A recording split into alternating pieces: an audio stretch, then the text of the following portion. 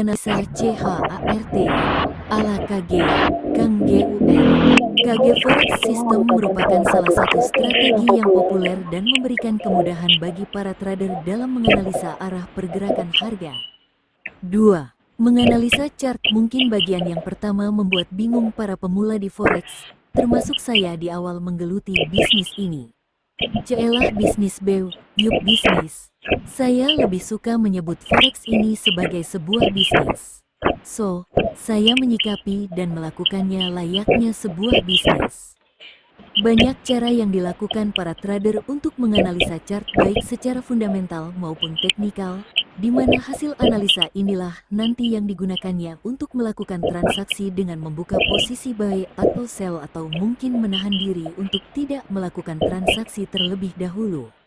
Atau menunggu momen lah istilah teman-teman biasanya. Cara mana atau teknik analisis mana yang terbaik? Saya lebih suka mengatakan bahwa semua teknik atau cara apapun dalam menganalisa chart yang digunakan setiap trader dan mampu membuatnya menghasilkan sebuah keputusan yang tepat adalah cara yang terbaik. Jadi jika ada yang menganalisa berdasarkan hidungnya gatal atau tidak gatal untuk membuat keputusan buy atau sell dan ternyata dalam prakteknya keputusan tersebut selalu tepat, saya pikir ini juga valid. Intinya semua cara atau teknik menganalisa itu baik, tidak ada yang buruk. Apa cara yang saya gunakan? Saya menggunakan murni technical analysis, artinya saya hanya menggunakan analisa matematis dan statistik untuk menganalisa pergerakan harga. Mengapa? Karena saya hanya bisanya itu. Hahaha. Nah, untuk menganalisa sehingga hasil analisa ini nanti dapat kita gunakan untuk membuat keputusan dalam transaksi yang kita lakukan. Apa saja yang perlu kita hasilkan dari analisa kita? Simple saja sebetulnya, hanya ada dua data yang perlu kita peroleh dari analisa yang kita lakukan. Apa saja? Pertama, kita memiliki prediksi. 3. Kemana harga akan bergerak, ke atas atau ke bawah, naik atau turun, up or down, dan kedua, kita memiliki prediksi sampai di mana harga ini akan bergerak. Prediksi. Yup, semua hasilnya hanya prediksi karena bagaimanapun juga perlu kita sadari bahwa tidak ada yang tahu kemana harga akan bergerak dan sampai di mana harga itu akan bergerak. Tetapi hasil analisa kita yang berupa prediksi ini tidak dihasilkan secara sembarangan. Ada dasarnya. Apa dasarnya? Yah, perhitungan matematis dan statistik atau berdasarkan analisa fundamental bagi yang menggunakan teknik ini. Jadi ringkasnya prediksi yang akan kita lakukan sama halnya seperti para ahli di Badan Meteorologi memperkirakan kapan musim hujan atau musim panas tiba dengan menggunakan data-data suhu, tekanan atmosfer, arah angin DSB. Hanya dalam Forex karena kita akan menggunakan technical analysis, kita akan menggunakan data harga yang sudah terbentuk untuk menganalisa dan memprediksi pergerakan harga selanjutnya. Lah data masa lalu kan gak ada hubungannya dengan masa depan. Mungkin ini pertanyaan yang sering muncul. Saya tidak sependapat, karena saya percaya masa lalu, saat ini dan masa yang akan datang saling berhubungan. Contohnya, bagaimana kita hari ini adalah hasil masa lalu. Bagaimana cara kita berjalan, bagaimana cara kita berkata-kata, bersikap bahkan akhlak kita adalah hasil masa lalu kita. Jadi jika kita ingin mengetahui bagaimana kita hari ini dan kemana kita nanti, surga atau neraka, kita bisa menganalisanya dengan melihat masa lalu dan kondisi saat ini. Gitu kira-kira analoginya. Kemana kecenderungan harga akan bergerak, atau kemana trennya nih? Mungkin ini pertanyaan yang sering kita tanyakan pada diri kita sendiri ketika pertama kali melihat chart. Istilah tren ini seringkali menjadi perdebatan para trader, terutama definisinya. 4. Nah, kita tidak akan berdebat soal tren di sini. Jadi biar seragam pemahamannya mulai sekarang di trade ini. Tren, kita definisikan sebagai arah kecenderungan pergerakan harga berdasarkan satuan waktu. Mengapa? Karena kita akan melihat waktu sebagai salah satu dasar analisis kita nanti. Hehehehe, jelas kok. Wong di chart cuman ada dua data, harga dan waktu doang.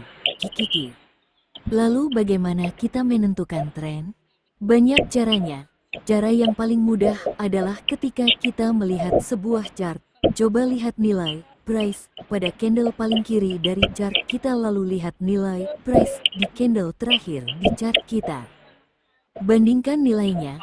Jika nilai price sebelah kiri lebih kecil dari nilai price terakhir, maka trennya naik. Dan trennya turun jika sebaliknya. Gampang kan? Hehehehehe. Tetapi kita tidak menggunakan cara seperti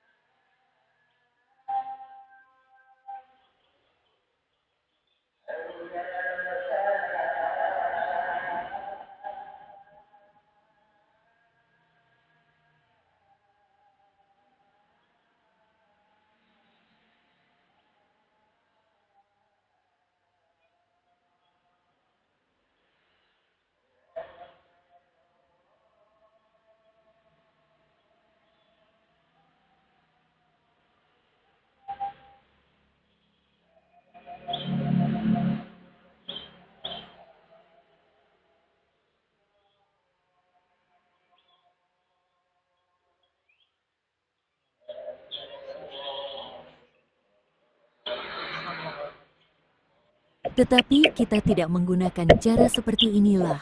Hai, hai, hai, hai. Kita akan melihat tren secara matematis. Nah, kita akan melihat tren dengan menggunakan data-data yang ada pada chart yang kita gunakan. Apa saja sih data yang tersedia pada chart kita? Data yang ada pada chart kita tentu saja hanya berisi data harga dan waktunya.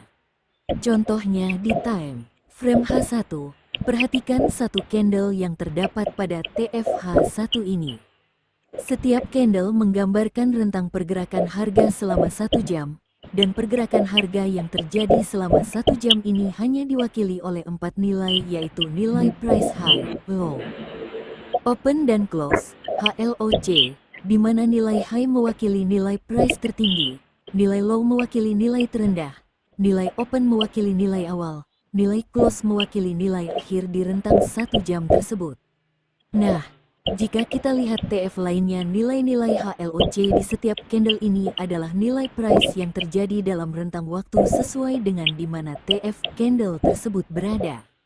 5. Apa yang bisa kita lihat dari sini? Pengelompokan data.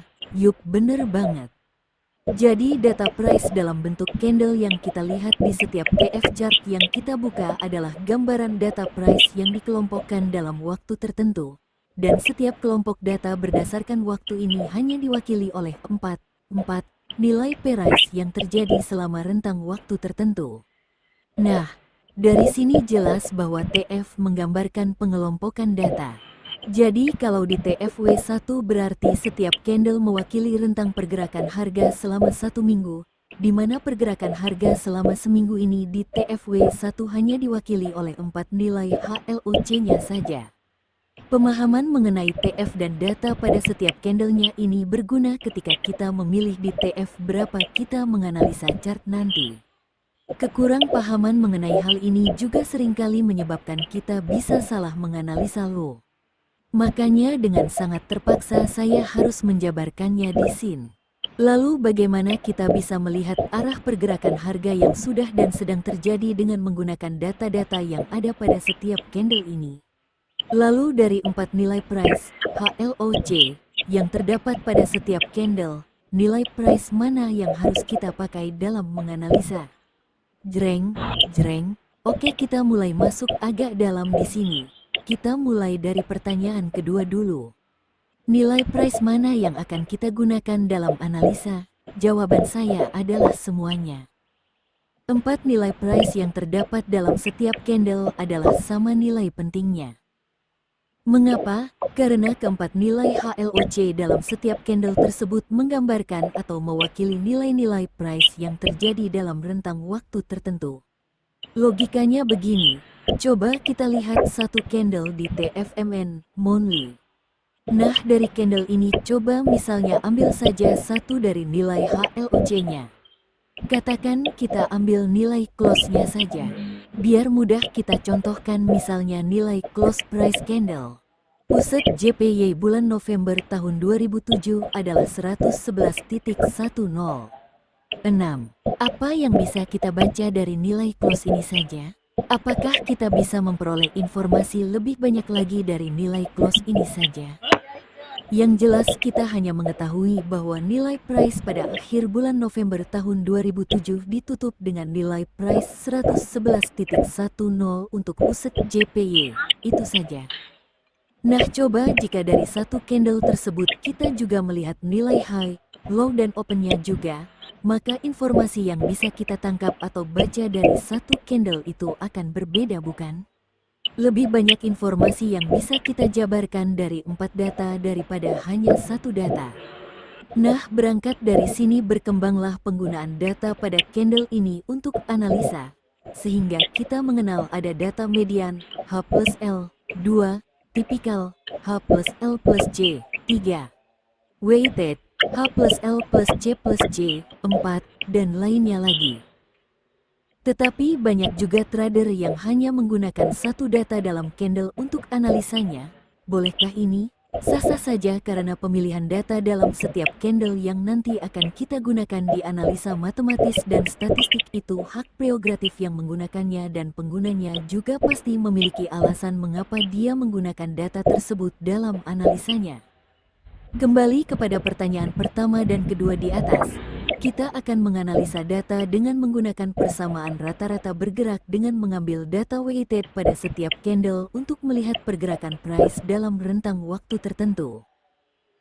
Nah, beruntungnya platform trading yang ada saat ini kebanyakan sudah menyediakan fasilitas ini berupa indikator siap pakai yang dikenal dengan nama Moving Average, MA. Dalam menganalisa data saya lebih sering menggunakan platform MetaTrader karena tampilannya yang menarik dan mudah penggunaannya. Apa sih Moving Average?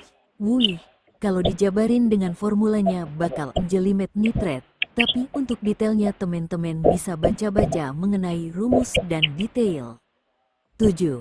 Mengenai MA ini di site-site seperti babaypips.com atau belajarforex.com atau tanya aja ke Mbah Google, hehehehehe. Tapi yang jelas MA ini singkatnya menghitung nilai rata-rata bergerak dari sejumlah data tertentu.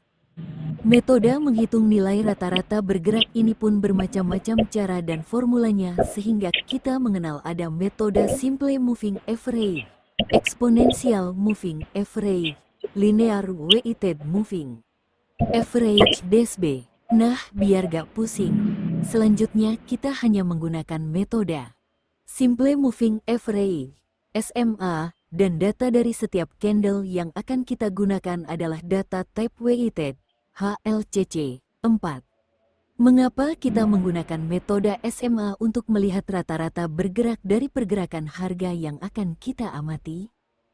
Alasan utama kita menggunakannya adalah kesederhanaan dari formula